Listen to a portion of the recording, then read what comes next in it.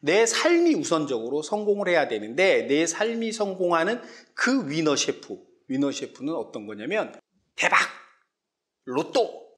대한민국에서 최고로 꼽는 입니다. 제조 기가 막힙니다.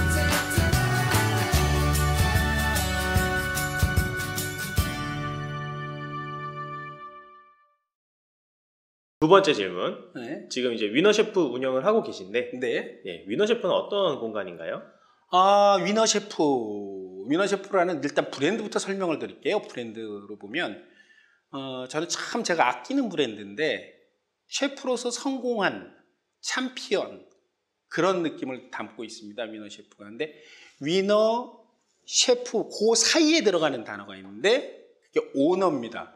위너, 오너, 셰프. 요 세 개가 되는데, 보통 사람들이 생각했을 때 음식점을 한다라고 생각을 하면 음식만 잘 만들면 된다. 그러니까 셰프의 역할, 요리사의 역할이 굉장히 중요하다라고 생각을 하는데, 오너 셰프가 되기 위해서는 숨겨져 있는 오너의 역할이 셰프의 역할보다 훨씬 더 중요합니다. 음식이라는 걸 만드는 건 기본입니다. 그러니까 전체 음식점에서 주방이 차지하는 부분은 저는 50% 이하로 낮추고 있습니다. 나머지 50% 이상은 홀에서 일어나는 일, 그 다음 홀 밖에서 일어나는 일. 우리가, 제가 자주 그런 얘기를 하는데, 맛있는 음식이 뭐예요? 라고 물어보면, 맛있는 음식이요?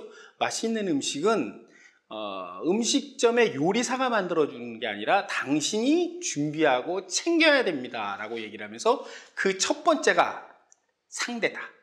우리 옛말에 이런 말이 있습니다. 상대가 반찬이다 라는 얘기였습니다. 어떤 상대랑 밥을 먹느냐에 따라서 밥맛이 완전히 달라집니다. 여러분이 좋아하는 연인, 애인하고 밥 먹을 때는 반찬이 조금 부실해도 그건 맛있다라는 박수가 나옵니다. 상대가 마음에 안 들면 밥 먹기 굉장히 껄끄럽고, 그 부드러운 쌀밥이 모래 씹는 그런 경우도 생기는 게 이 밥입니다.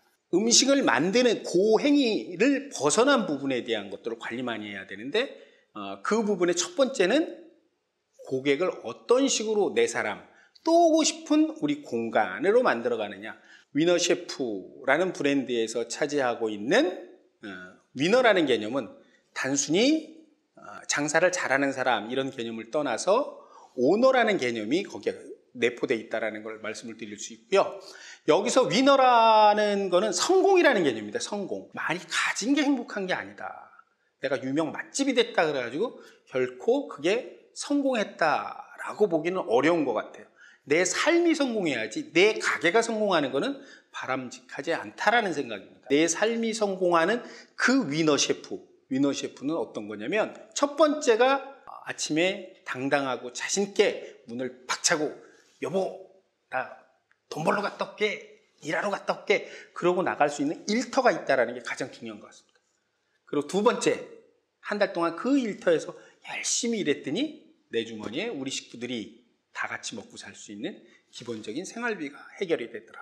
아이들 어디 학원을 보내야 되는데 학원비가 없다라든가 그런 불편함이 없을 정도의 기본적인 기초적인 생활이 될 수 있는 생활비가 해결되는 그 일터와 기초 생활비 두 개가 아우러져 있는 게 제가 그리고 있는 성공이라는 단어의 성공 맛집 위너 셰프가 되겠습니다.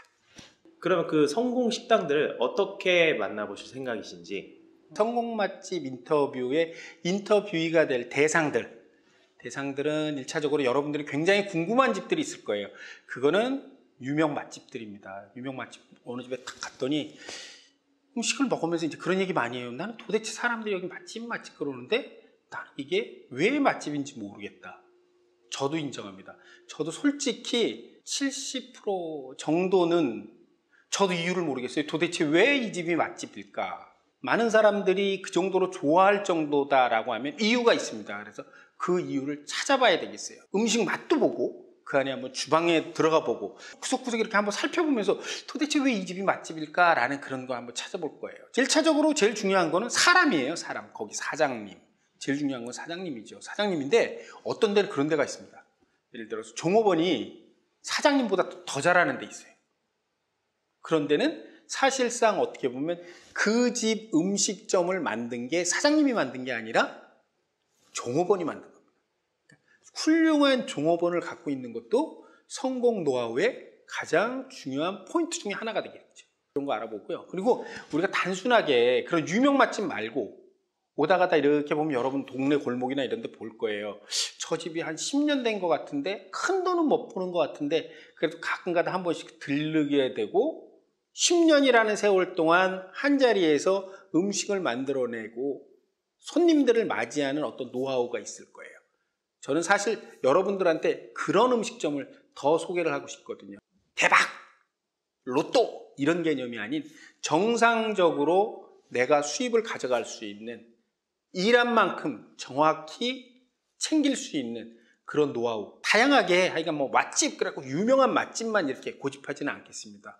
어떤 때는 심지어는 그런 경우도 있을 거예요. 사장님이 이벤트를 잘해가지고 성공한 그런 케이스도 있습니다. 살짝 말씀을 드리면 포항에 내려가면 대한민국에서 최고로 꼽는 소포광입니다. 소포광. 제조 기가 막히게 합니다. 그 제조 기술도 한번 여러분들한테 보여드리겠습니다. 그 말 믿고 나가가지고 식당 차렸다가 쪽박을 찹니다. 그거를 이해를 못하면 망하는 길밖에 남아있지 않습니다. 장사가 잘 되면 힘들어서 죽습니다. 장사가 안 되면 머리 깨져 죽습니다. 머리 깨져.